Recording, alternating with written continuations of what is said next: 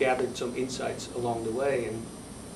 But I know a lot of you are dog owners, and if we just answer a few questions the first 10-15 minutes, then maybe I can draw some analysis when I talk about the Iditarod. So if any of you have a question, we can maybe start with that. How many calories a day does the dog burn on the trail? On the trail, we, and you've heard that I contribute to some of the research. I feel it's important. I'm one of the guys that believes that sharing knowledge will give you knowledge back. There's different philosophies about knowledge, and mine is I gain more the more I share. So I contribute and help with just about any research program that I'm asked to do.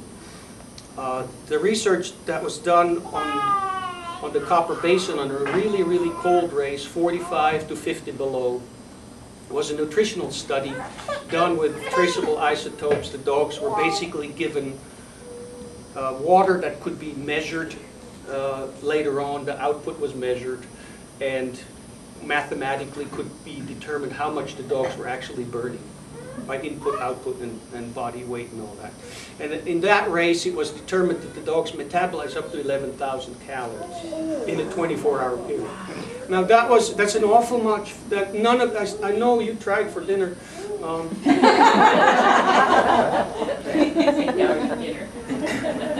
But none of us in this room could possibly metabolize 11,000 calories in a 24-hour period. The only way, of course, you do that is by lots of meals, lots of energy output spread out over a 24-hour period. That is probably what I call the caninely upper limit. That's probably the maximum that the dog can metabolize. It's not that high on an Iditarod day simply because the intensity and usually the temperature is not that bad. So the 300-mile races that we do sometimes are very, very intense. I think I still have the world record for the fastest 300 miles, 34 hours and 12 minutes, including 12 hours of layover. If you do the math, you're coming up with about 14 to 16 miles an hour. That was a Cusco race done in 1994, and that record still stands. 300 miles of tailwind. And it's those of you that know the race, it's 150 out and 150 back. I went to Antioch, waited a few hours, the wind shifted 180 degrees and blew me back to the finish line. That time has not been equaled since. So that's the metabolic output that the dog can do. Humanoids are maybe half that. We contributed to some of those studies on a warm Iditarod when we did basically the same. Peed in a cup at sunrise and saved our data that way. And we started at 400 to 4,500 calories a day and ended up probably at 60 to 6,500 calories towards the end when your body is fatigued and the intensity is increased, you're sleeping yet a little less. But that was done in a warm race. So I know humanoids are probably higher on cold races like it was this year. But that's sort of the range between 4 to probably 7 or 8,000 calories on a person, and between 8 and 11,000 on a canine. And we're talking, our dogs are typically about 54, 55 pound. I do statistics on my dogs. I have too much data in my head. But typically I do a team average. I weigh all my dogs and then we take the team average, and they will typically have about 2,500 to 3,500 miles, depending on the year, of training in harness. We only measure harness miles. And this year the team average was like 4.5 years old, because I had a 2.5-year-old and I had a 6.5-year-old. So my team is pretty prime right now. And I think I had the 54.5 pound team average for weight. So we keep track of little things like that. How long after dinner do they run?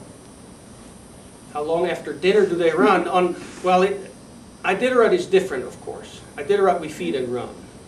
In order to get 6 to 8 meals into a dog, you got to feed them all the time. And the reason we get away with that, of course, is we feed super diets and we feed small quantities. Our dogs, my dogs I often call hummingbirds. My dogs can pretty much free feed, they don't overeat. In the last 26 Iditarods, I think I only had 2 dogs that would actually overeat, that I would have physically to make sure I didn't let them eat anymore. The rest of my dogs, because they're burning so much, it's awfully hard to put 11,000 calories into a dog. So a typical routine, and somebody mentioned the 8 days, 22 hours and some stuff, that's 200 hours on the trail. Out of those 200 hours, only 2 entities, myself and my dogs, know how much I rested. That's now changing since we're carrying those tracking devices. But out of that, in the 02 record run, my dogs rested 51% and ran 49% of the time. Basically 100 hours resting and 100 hours of traveling. Every time I stop, I feed the dogs, and every time I get ready to go, I feed them again. Often I have a meal in between. There's some timing issues. Your dogs will absorb moisture, water, to the optimum about 2 hours after the primary meal. So often I wait for, I arrive in a checkpoint, I feed the dogs their primary meal, which sometimes consists of straight commercial dog food in one bowl and water in the other bowl. And then 2 hours later I will have a soup made. I might have made a pot of hot water, poured over fresh cut salmon, and now that's a salmony, smelly, really good, by now it's cool or lukewarm broth. And that seems to be absorbed the best about 2 hours after the initial meal. So that's the second meal on a typical checkpoint stop. And then the third meal would be immediately before I go. That might consist of a snack or a regular meal or just smaller quantities, depending on what my pattern is, how far I'm going and what I'm doing in the next 6 to 8 hours. Yes, ma'am. You don't have a problem with regurgitation or bloat? No bloat, no. Is that just because your breed isn't? Typically, bloat, I think, speaking from a little bit of experience, bloat usually only happens if you feed large quantities a few times a day. Any dog that has a tendency to bloat, if you deliver their nutritional intake divided preferably over 3 feedings a day, they will never bloat again. It's a quantity deal, and we don't run into that problem because we keep. The big barrel-chested dogs seem to be more susceptible to. Yeah, our dogs are pretty narrow. We need to accommodate those legs to run. We can't have barrel chests. So yeah, it's definitely breed specific. In all my years, I lost 1 pup to bloat or a twisted stomach. I should, you know, that might have been a different reason too. But he certainly had food. Yes. I have more of a humanoid question. This is my first experience with Iditarod and looking up information, and there's a lot of rookies that participate. Do you pros who've done it for a really long time, is there any kind of mentoring program or for some There's actually fewer and fewer rookies because Iditarod is making it almost impossible. If you're deciding to run Iditarod next year, you couldn't do it. You would have to qualify. Now it's a minimum of a 2-year program.